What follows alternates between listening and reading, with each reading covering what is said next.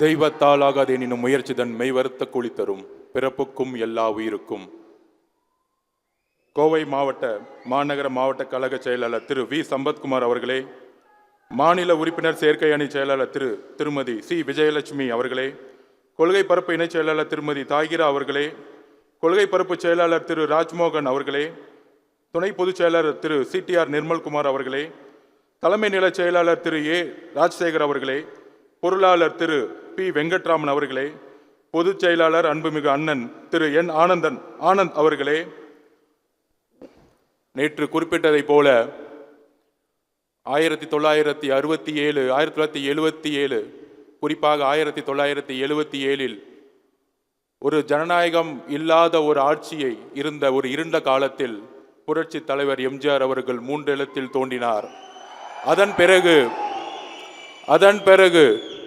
2026 ஒரு இருண்ட காலகட்டத்தை தமிழகம் இருந்து கொண்டிருக்கின்ற நேரத்தில் எம்ஜிஆர் என்கின்ற ஒரு அடையாளம் எப்படி 1977 மக்களால் உருவாக்கப்பட்டதோ அதே போல் 2026 நமது தலைவர், நமது ஜனநாயகன், நமது வெற்றி தலைவர்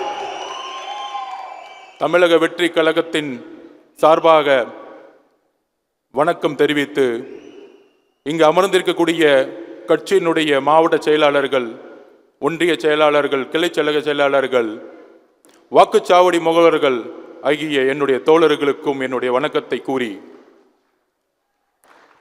என் உரையை உங்கள் முன் ஆரம்பிக்கிறேன். தலைவர் வந்தவொடனே கேட்டாரு, என்ன ஒரு வைப்ரேஷன் நேத்தோட இன்னைக்கு அதிகமா இருக்கு அப்படின்னு.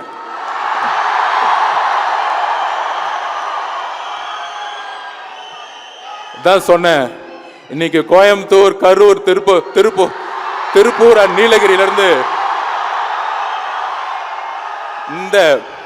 இந்த மண்ணின் மைந்தர்களாகிய நம்மளுடைய கோயம்புத்தூருடைய சகோதரர்கள் வந்திருக்காங்க.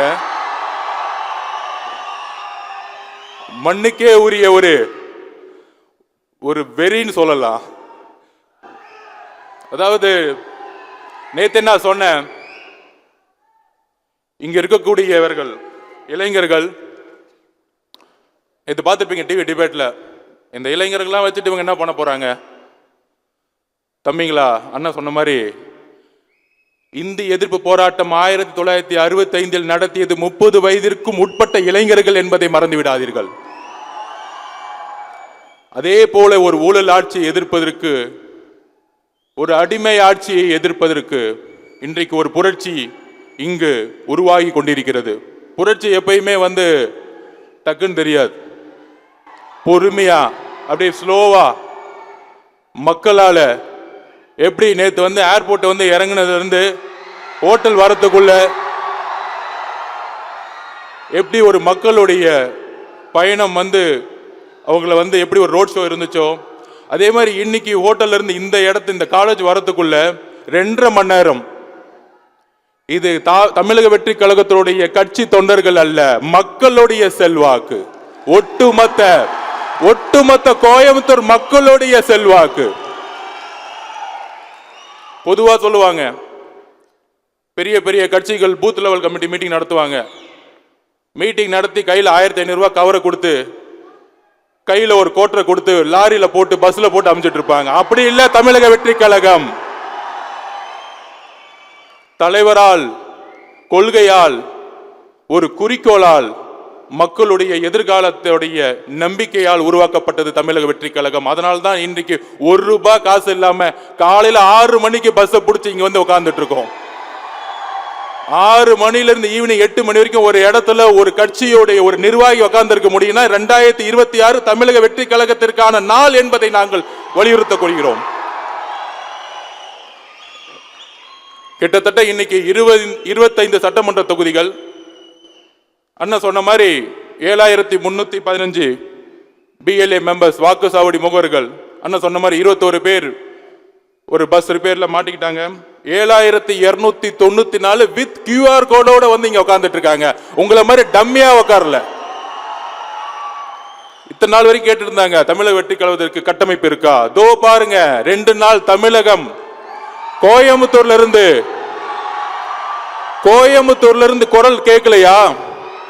கோயம்புத்தூர் முடங்கிருச்சு 2 நாள். இந்த டிவியில உட்கார்ந்து பேசிக்கிட்டு அப்படி நடக்கும் இப்படி நடக்கும்னு பொருளை பேசிக்கிட்டு பழைய பத்திரிகையாளர் என்ற போர்வையில் உட்கார்ந்துக்கிட்டு 50 வருஷமா வயசாயிட்டு திமுக அதிமுக ஒரே அரசியலை பார்த்துட்டு உங்களுக்கு நம்மளுடைய வலிமை தெரியாது. ஒரு வரலாறு உருவாகும் பொழுது பழைய காலத்தை பத்தி தான் பேசிக்கிட்டே இருப்பாங்க. இன்றைக்கு புதிய சிந்தனை என்பதை மக்கள் தான் உருவாக்குவார்கள். பத்திரிகையாளர் ஒரு போர்வையில பிம்பத்துல திமுக கட்டமைச்சிருக்கக்கூடிய செய்தியாளர்களால உருவாக்க முடியாதுங்கிற நான் பதிவு பண்ணிக்கிறேன். ஏன் பதிவு பண்றேன்னா, இது பேசுன மாதிரி எல்லா டிவிலையும் டிபேட். தலைவர் விஜய் அவர்களுடைய திட்டம் என்ன? அவர் ரொம்ப தீவிரமா பயணிப்பாரா? அவர் ஏன் 3 நிமிஷம் பேசுறாரு? 3 நிமிஷம் பேசும்போதே கோயம்புத்தூர் இங்க முடங்கி கிடக்குதுன்னா, எங்களுக்கு தெரியும் என்ன ஸ்ட்ராட்டஜி பண்ணணும், எங்க தலைவருக்கு தெரியும் எப்ப பேசணும், எங்க தலைவருக்கு தெரியும் எப்பொழுது பிரச்சாரத்தை மக்களுடைய சந்திப்பை உருவாக்கணும், எப்படி ஆட்சியை மாற்றணும். எங்களது தமிழக வெற்றி கழகத்திற்கும் எங்களுடைய தலைவருக்கும் தெரியும். நீங்கள் எங்களுக்கு பாடத்தை எழுப்பாதீர்கள்.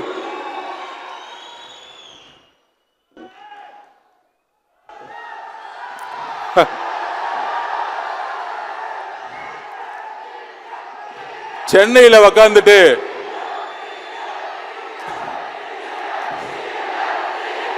சத்தமா கேட்கட்டும்.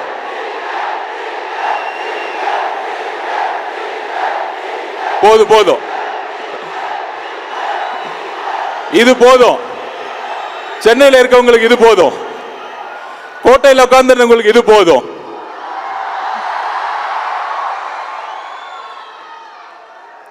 நண்பர்களே, அதாவது நேத்து ஒண்ணு பதிவு பண்ண, வகுப்பு சட்டம் வந்துச்சு. வகுப்பு சட்டம் வந்த உடனே ஒரே நாள்ல தமிழகம் முழுவதும் தமிழக வெற்றி கழகம் போராடினாங்க. அந்த போராட்டத்தை ஒரு மீடியா மேனேஜ்மெண்ட்டை சொல்லி ஒரு கிண்டல் பண்ணாங்க. ஆனா தமிழக வெற்றி கழகம் தான் முதல் முறையாக போராட்டத்தை அனௌன்ஸ் பண்ணது. அதை யாராலையும் மறுக்க முடியாது. அதோட சேர்ந்த தலைவர் கேட்டாரு, இதுக்கு என்ன பர்மனன்ட் சொல்யூஷன்? அவர் அவ்வளவு சொல்யூஷன் அதுதான். அவர் பொறுத்த வரைக்கும் சொல்யூஷன் என்ன, முடிவு என்ன? கபட நாடகமா ஒரு ஆர்ப்பாட்டம் பண்ணக்கூடியதல்ல. உடனே நேற்று டிபேட்ல பேசுறாங்க, இல்ல அபிஷேக் மனு சிங்வி அவர்கள் தமிழக வெற்றி கழகத்துக்கு வரல. நேத்து தானே அவரை வச்சு ஒரு விழா நடத்துனீங்க எங்களுக்காக. அவர்கிட்டயே போன் பண்ணி கேட்க வேண்டியதானே தமிழக வெற்றி கழகத்துக்கு சார்பா அவர் அப்பியரன்ஸ் ஆனாரா இல்லையா அப்படின்னு. என்ன ஒரு பொய்யுரைகள்! கடுமையாக அந்த 10 நாட்கள் அந்த போராட்ட உணர்வோடு இஸ்லாமிய தோழர்கள் இந்த வக்பு சட்டத்தை சொத்துரிமையை பாதுகாப்பதற்காக போராடி அதை திரு மதிப்புக்குரிய சிங்வி அவர்களுடைய வச்சு ஒரு ஆர்குமெண்ட்ல நம்ம யாரையும் குறை சொல்லல, எங்களுடைய உண்மைத்தன்மையை நாங்க விளக்குறோம். ஆனா ஒரே ஒரு கேள்வி கேட்கிறோம். அது தலைவர் எங்கிட்ட கேட்டார், இன்னைக்கு மதியானம் வரும்போது கேட்டார். என்ன கேட்டார்னா, அதாவது சிஏஏ சட்டம் வரும்பொழுது எல்லாரும் எதிர்த்து நின்னாங்க இஸ்லாமிய சகோதரர்களுக்காக. கேரளா கவர்மெண்ட் ரெசல்யூஷன் பாஸ் பண்ணாங்க. கேரளா கவர்மெண்ட் ரெசல்யூஷன் பாஸ் பண்ணி என்ன பண்ணாங்கன்னா, இமிடியேட்டா சுப்ரீம் கோர்ட்ல கேரளா கவர்மெண்ட் கேஸ் ஃபைல் பண்ணாங்க அந்த சட்டத்துக்கு எதிராக. இங்க ஒரு கபட நாடகம் ஆடக்கூடிய ஒரு ஆட்சி இருக்கு. மாநில சட்டமன்றத்தில் ரெசல்யூஷன் பாஸ் பண்ணாங்க, ஒத்துக்கிறோம், உங்களுடைய ரெசல்யூஷனுக்கு வரவேற்கிறோம். ஆனால் ஒன்றிய அரசால் ஏற்படுத்தக்கூடிய சட்டம் மாநிலங்களிலும் மக்களவையிலும் நிறைவேற்றிய பிறகு, ஜனாதிபதியால் கையொமிட்ட பிறகு சட்டமன்றத்துடைய ரெசல்யூஷன் செல்லுபடியாகாது, அழுத்தம் கொடுக்க முடியாது. ஒரே தீர்வு போராட்டம், இல்லை என்றால் உச்ச நீதிமன்ற தீர்ப்பு. எங்களுடைய தலைவர் உச்ச நீதிமன்றத்தை நம்பினார். அதனாலதான் நாங்கள் இந்த வெற்றியை பெற்றோம். எங்க தலைவர் வழியில் ஒரு கேள்வி கேட்கிறேன், ஏன் தமிழக அரசு வகுப்பு சட்டத்திற்கு எதிராக இந்த கேஸ்ல ஜாயின் பண்ணல? இன்றைக்கு டிபேட் நடத்துங்க. தமிழக அரசுடைய நோக்கம் என்ன?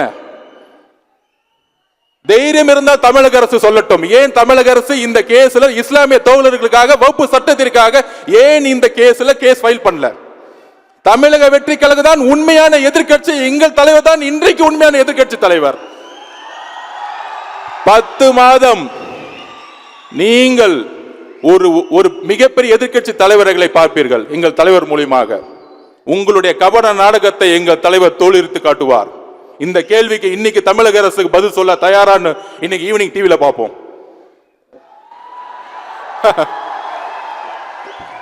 நமக்கே அரசியல் கத்துக் கொடுக்குறாங்க, அதுவும் நம்ம தலைவர்கிட்ட. யாருக்கிட்ட? அண்ணன் சொன்ன மாதிரி லியோ லியோ லியோன்னு வந்துட்டார்ல.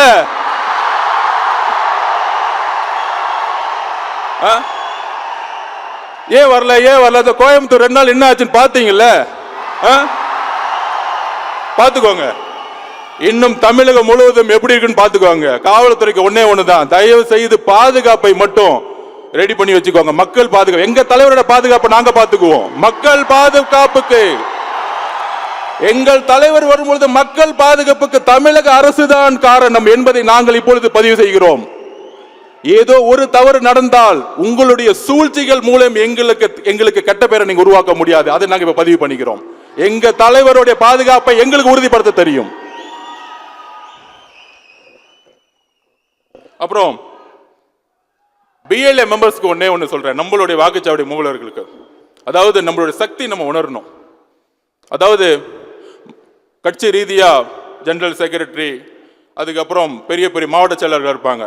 ஆனா இதோட அதிகமான சக்தியான ஒரு பவர் யார்கிட்ட இருக்குன்னா உங்களிடம் இருக்கிறது, வாக்குச்சாவடி முகவர்களிடம் இருக்கிறது. அதை எப்படி நான் சொல்லிடுறேன். நம்மளுடைய கட்சி தலைவர் மூலமா நீங்க எலெக்ஷன் நடக்கிற அன்னைக்கு, தேர்தல் நடக்கக்கூடிய அன்னைக்கு, அதுக்கப்புறம் பிரசன்டேஷன்ல டீட்டெயிலா நான் சொல்றேன். நான் நடக்கும் பொழுது கரெக்டா ஓட்டிங் கரெக்டா நடக்கக்கூடியதுன்னு பார்க்கக்கூடிய வலிமை உங்ககிட்ட இருக்கு. கடைசி 2 மணி நேரம் யாரெல்லாம் ஓட்டு போடலையே, கள்ள ஓட்டு போறதுக்கு இன்னைக்கு இருக்க ஆளுங்கட்சி ரெடி ஆயிடுவாங்க. அதை பார்க்கக்கூடிய சக்தி உங்களுக்கு இருக்கு. நீங்க மட்டும் அதை அப்ஜெக்ஷன் பண்ணி இல்ல ஓட்டு தவறா போடுறாங்க அப்படின்னு நீங்க குரல் கொடுத்தீங்கன்னா அன்னைக்கு அந்த மிஷின்ல சீல் வைக்க முடியாது. உடனடியா தலைமையில இருந்து உங்களுக்கு சப்போர்ட் வந்துடும், அட்வொகேட் விங்ல சப்போர்ட் வந்துடும். சோ உங்களுடைய உறுதி எந்த அளவுக்கு இருக்குன்னு நீங்க இன்றைக்கு புரிந்து கொள்ளுங்க. ஒரு மாவட்ட செயலாளரோட ஒரு தொகுதியில ஒரு ஓட் நடந்துட்டு இருக்கும் பொழுது உங்ககிட்ட தான் அந்த வலிமை இருக்கு, உங்களுடைய பேனாக்கு அந்த வலிமை இருக்கு.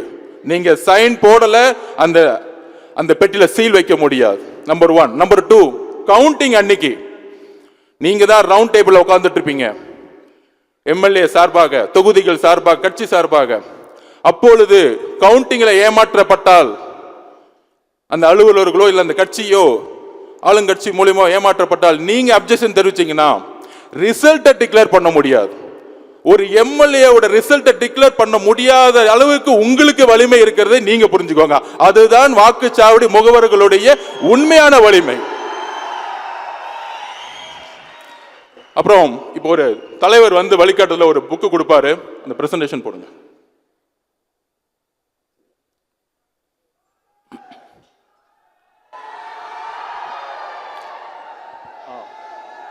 கோவை தெற்கு, கை தூக்குங்க பாப்போம். கோவை தெற்கு. ஒரு எக்ஸாம்பிள் சொல்லிடுறேன், எப்படி நம்ம வேலை பார்க்கணும் அப்படின்னா, இதுதான் கோவை தெற்குடைய பழைய வரலாறு. பழைய வரலாறு நம்ம உள்வாங்கணும். 2021 தேர்தலில் ஒவ்வொரு பூத் வைஸா உங்களுடைய தொகுதியில் எலெக்ஷன் கமிஷன் அனௌன்ஸ் பண்ணியிருப்பாங்க எவ்வளவு வாக்காளர்கள், அதில் ஆண் பெண் என்ன, இளைஞர்கள் என்ன அப்படிங்கிற லிஸ்ட் நீங்க எடுத்துக்கலாம். நான் வந்தவொடனே பார்த்தேன் உங்க கையில போன் இல்லை, அண்ணா ஒரு நோட் பேடை வச்சுட்டு ஒரு ஹேஷ்டாக் போட்டீங்க பாருங்க, எல்லாரும் சேர்ந்து Vijay CM TVK for TN இந்த பாருங்க ஒரு புக்லயே நீங்க எழுதிட்டீங்க. அதுல ரொம்ப பிடிச்சது என்னன்னா பை பை டிவிஎம்கேன்னு ஒரு பொண்ணு எழுதிருந்துச்சாங்க, அழகா இருந்துச்சு. இந்த மாதிரிலாம் ஒரு ஹேஷ்டாக் போட்டு ஒரு கையில ஒரு புக்கை வச்சு இதுலயே ஹேஷ்டாக் போட்டீங்களே, இவ்வளவுதான் அரசியல். இவங்க பாக்குற மாதிரி 70 வருஷ கட்சி 100 வருஷ கட்சி அதெல்லாம் தேவையில்லை. இந்த வேலையை நம்ம செஞ்சுட்டா போதும். Next page. இதுல உங்களுக்கு டீடைலா இருக்கும். கோவை தெற்கு தொகுதியில 2021 படி 253 பூத்தஸ். இந்த 253 பூத்தஸ் தான் உங்களுடைய முக்கியமான குறிக்கோள். அதுல எத்தனை ஓட் பேங்க் இருக்கு. ஒரு பூத்துக்கு சராசரியா 1100 ஓட்டர்ஸ் இருப்பாங்க. 300 குடும்பம் 400 குடும்பம். பிரசன்டேஷன் நெக்ஸ்ட் காமிச்சிடுறேன். நெக்ஸ்ட், இதுதான் ஒரு பூத். இதை முக்கியமா நோட் பண்ணிக்கோங்க. ஒரு பூத்துல செகண்ட் பூத் போங்க. ஓகே, ஃபர்ஸ்ட் பூத் போங்க. இல்ல first page, next page, third page. இதுல பாருங்க, 2021 MNM 296 ஓட்டு வாங்கியிருப்பாங்க. சாரி, இப்ப அந்த கட்சி இப்ப இல்ல, விட்டுருங்க. அடுத்த DMK 237 ஓட்டு. ஸோ இந்த மாதிரி உங்களுக்கு 2016 2021 டேட்டா தரவுகள் மாவட்ட செயலர் மூலமா உங்களுடைய போனை கொடுத்துருவோம். இதுல என்ன, ஏன் இந்த பேஜோட நான் நிப்பாட்டுறேன் அப்படின்னா, கிட்டத்தட்ட 69,204 பூத்தஸ் நம்ம கிட்ட இருக்கு. இங்க எப்படி இன்னைக்கு 7,294 வாக்குச்சாவடியில் முகவர்கள் உட்கார்ந்துட்டு இருக்கோமோ, அவங்களுடைய குறிக்கோள் நமக்கு என்ன இருக்கணும்னா, ஒரு தொகுதிக்கு ஒரு 309 ஓட்டை நம்ம ஃபிக்ஸ் பண்ணணும்.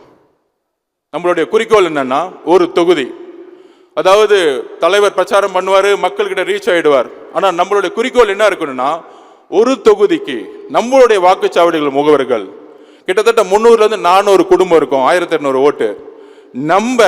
நம்மளுடைய போராட்டம், நம்மளுடைய மக்கள் பிரச்சனை, தலைவர் சொன்ன மாதிரி தான், ஓட் பேங்காக கிடையாது, மக்களுடைய பிரச்சனைகள், மக்களுடைய போராட்டம், மக்களோட எப்படி நம்ம ஒன்றிணைவது.